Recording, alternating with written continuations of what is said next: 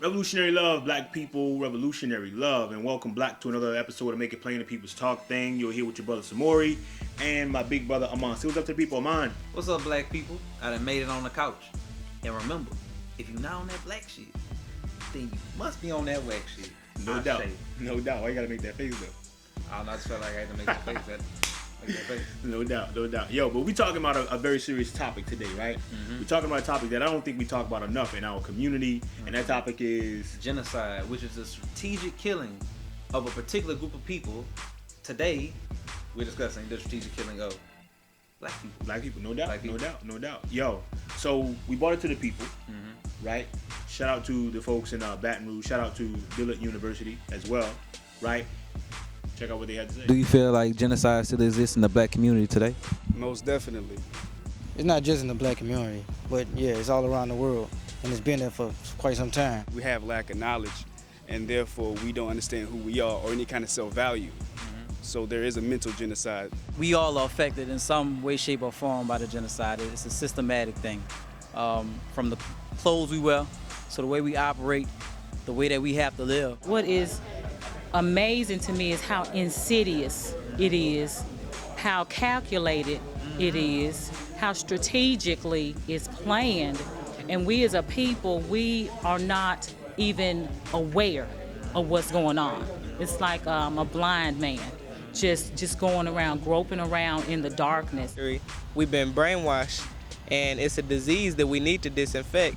The mental genocide inside the schools, on television, on the radio, in the newspaper, we get that also. Even in our community with the restaurants and the fast food places just overcrowding our community and giving our people high blood pressure, diabetes, cancer. It's all around. But if you get caught for a murder or something, you get off killing your own kind. But if they catch you with a gun, you getting 5 years easy. That's like, that's genocide, because they're killing the generation. They'd rather see the whole generation in jail than to crack down on the laws that need to be cracked down, like killing. Say that AIDS is biological genocide against African people. And you can see that crack cocaine is chemical genocide against black people. So you're going to have biological warfare and chemical warfare. Even with the continued increase in vaccination of our children. You can see it anywhere you look. In a religious institution, it's the same thing. Anywhere you look. So what do you feel like the resolution, or what would be the best means to destroy this problem that plagues our community? I don't know, people gotta get their mind right. That's all I can say. Get your mind right any way you can. There's a war on us at all angles. How do we get out of it? We need to educate black people. Monitoring what your children look at on television, listen to on the radio, things of that nature. Especially nowadays, when most children just watch TV, that's what they learn from. Parents that work all day, only thing they got is TV. I was once told that what's worse than a black man who doesn't know? A black man who doesn't know that he doesn't know. I feel like if we educate our black men on the ways to get out the negative environment and bring them into a more positive environment like college, we amplify on all these things that the people use against us that help clarify what they're trying to do to our nation. It's not what we can do, but it's are you willing to do it? It's a lot of things that a lot of people say that they will do, but when you face with the opposition is what you're really down to do. You need to know who your enemy are, because if you're swinging and you don't know who you're swinging at, it's gonna be a long battle. Do whatever you can to make some type of effort to work with and for African people. And we're working toward liberation, self-determination. And the only way you can do that is that you come together collectively in unity and find like-minded people that you can work with toward that end. Help each other, that's it.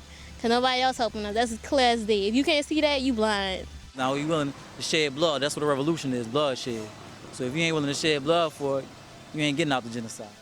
So it is a surprise that most people say that genocide is definitely occurring in our community. But we think we should give the people a more thorough definition of what genocide is.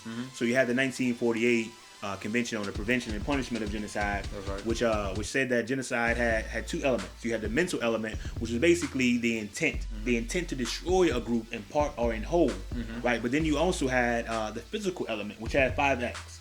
So the first act was killing outright killing members of the group. So we see and we understand that this country is based upon, the United States of America is based upon a genocide of a group of people, which is a Native American. I ask you, have you ever seen a full-blooded Native American?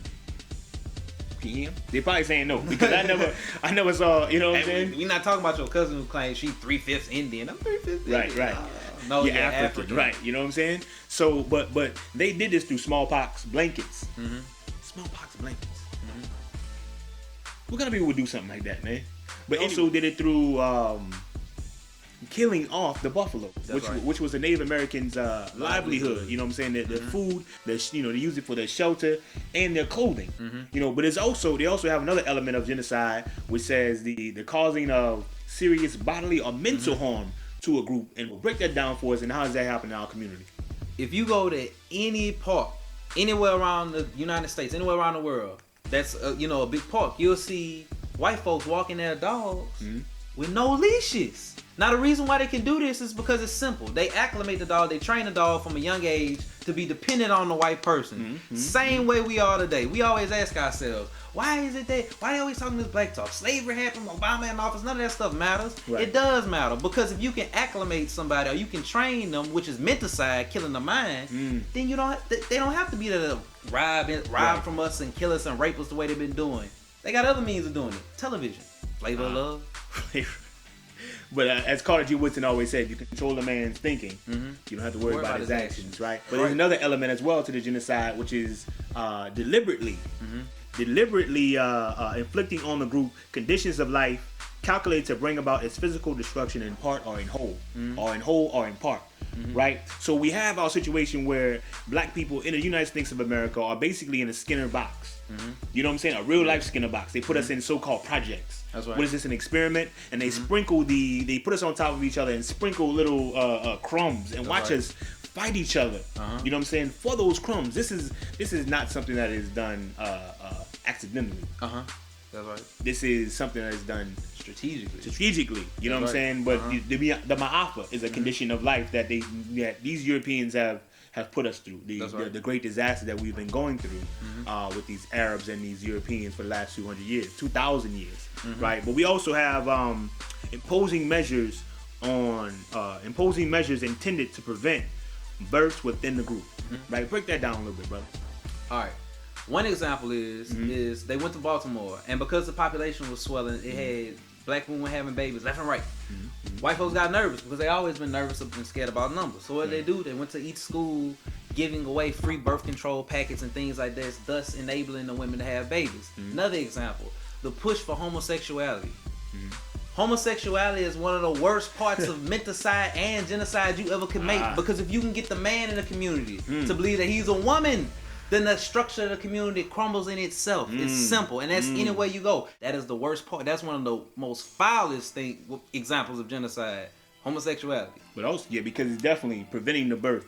Yes, of African that's people, obvious, right? But also another example is forcibly transferring children of the group to another group. And we see this in the miseducation systems, the diseducation systems here in America, where is a compulsory law that we must send our children to these schools, to be basically killed mentally. To have our children laugh at our values and our standards, to laugh at our ways and our traditions. You know what I'm saying? Basically killing the African within our children. This is something that is happening all over the world, and we are not even mourning the death of ourselves. Not at all. Not even mourning the death of our African selves. But we must think about this genocide. We must think about how are we to get out of this situation. A, we reaffirm ourselves as African people and realize that we're African people. B, once we've come into that realization, we internalize that shit. We just don't play with it. Every day we wake up doing the work of our ancestors and see anybody getting our way, we take care of it. Simple as that. Because this is not simply about our life. So many of our people are so attached to this flesh here, but we are spiritual beings, and we must work for our ancestors, our children, and the unborn. Right. So we are the sons of Malcolm, Haj, Malik, El Shabazz. I'm a wallet. Revolutionary love. If you ain't on that black shit, then you must be on that whack shit.